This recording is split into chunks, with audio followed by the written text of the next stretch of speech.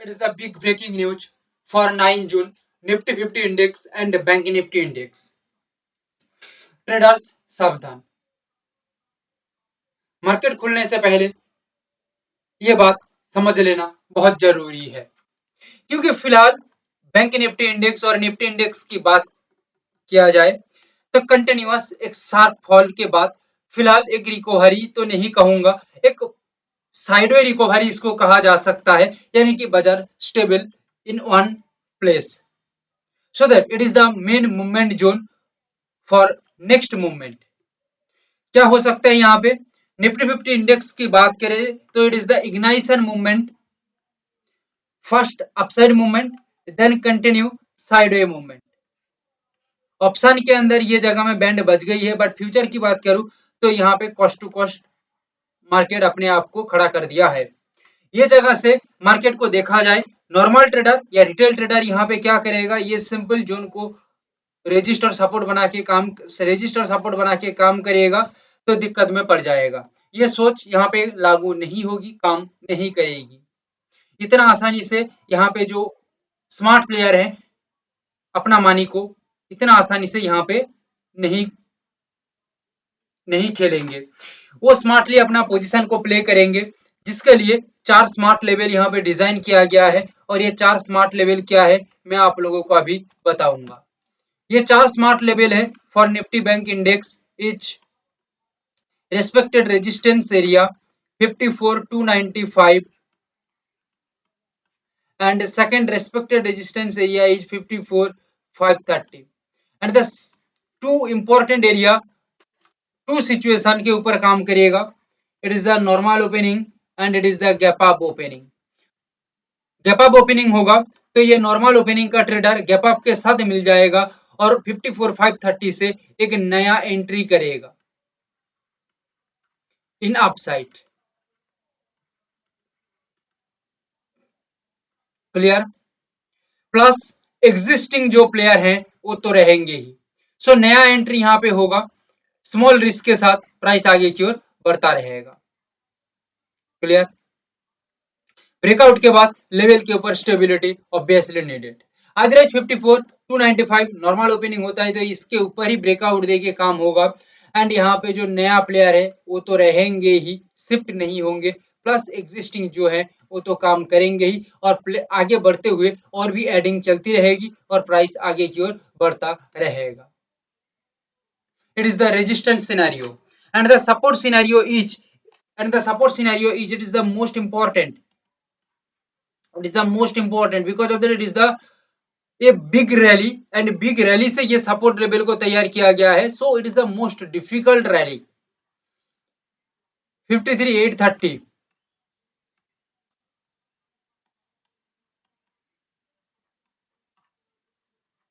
53,599 it is the most powerful bottom area.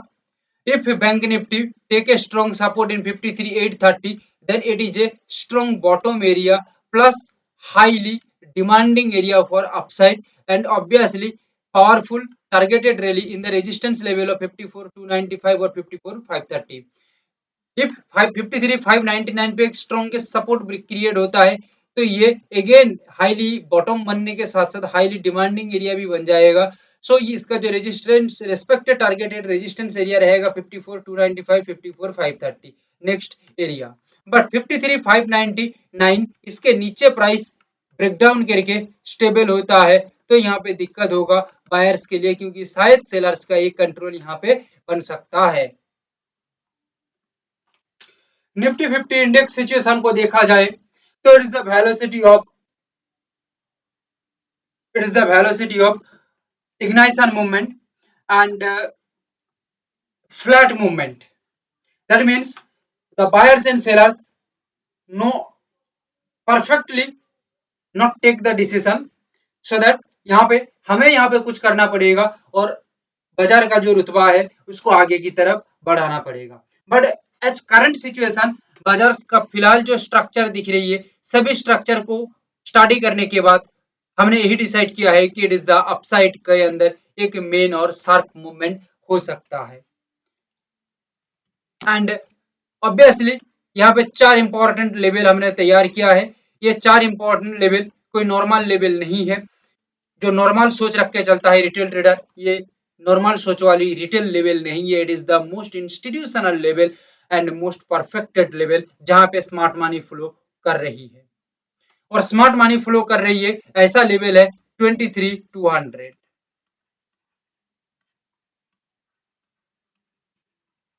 23,275 normal opening के साथ काम होगा तो 23,200 के ऊपर ब्रेकआउट के बाद एक स्टेबल मूवमेंट होगा तो मार्केट जोन यहाँ पे अपसाइड के लिए अपने आप को घोषित कर देगा और बाजार आगे की ओर बढ़ता रहेगा। निफ्टी 50 अदरवाइज गैप अप हो जाती है तो गैप अप के बाद 23,275 ये लेवल पे एग्जिस्टिंग 23,200 से जो नया काम करेंगे, जो बैठे थे नया एंट्री लेने के लिए, वो तो चलेंगे, साथ में जो एग्जिस्टिंग है वो तो रहेंगे ही। और एग्जिस्टिंग का यहाँ पे बहुत ही हेवी मूवमेंट हो जाएगा 23,275 आते आते।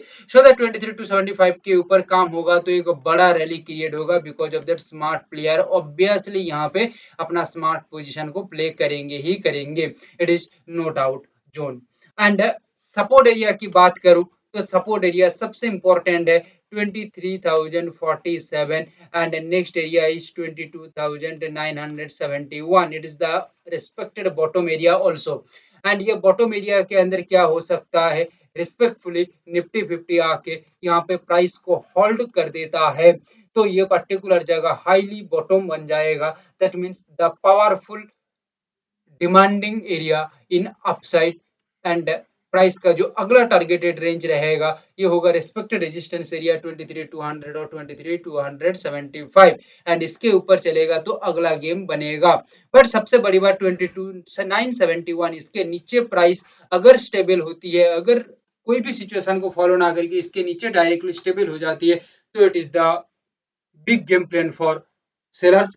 और बायर्स यहाँ पे कहीं ना कहीं रातों रात खत्म हो चुके हैं और सेलर्स कंटिन्यू अपना जलवा बना के रख सकते हैं। बट यहाँ पे एक बात बता दूं, बैंक निफ्टी और निफ्टी के अंदर पहले निफ्टी को बता देता हूँ, थोड़ा स्पाइक मूवमेंट आ सकती है फिर रिकवरी आ सकती है। ये जो स्पाइक मूवमेंट है ये स्पाइक मूवमेंट एक्चुअली ट्रैप करने के लिए बनाया जा सकता है तो ये ट्रैप में ना फंसे और बाजार को अच्छे से समझे। निफ्टी बैंक निफ्टी के अंदर भी एक ट्रैप मूवमेंट डाउन के ऊपर हो जाती है, एक स्पाइक मूवमेंट डाउन साइड होती है और उसके बाद रिकवरी होती है तो it is the okay. But एक स्पाइक मूवमेंट हो जाती है और उसके बाद प्राइस स्टेबल नहीं होती है नीचे की ओर तो ये स्पाइक मूवमेंट को देख के आप ये मत समझ लेना कि it is the down side rally but it is the trap rally. Understand? So it is the Nifty and bank Nifty overall next day performance analysis. सो देखते हैं कितना रीच आउट कर पाती है बाजार एनालिसिस के साथ। Thank you, have a great day.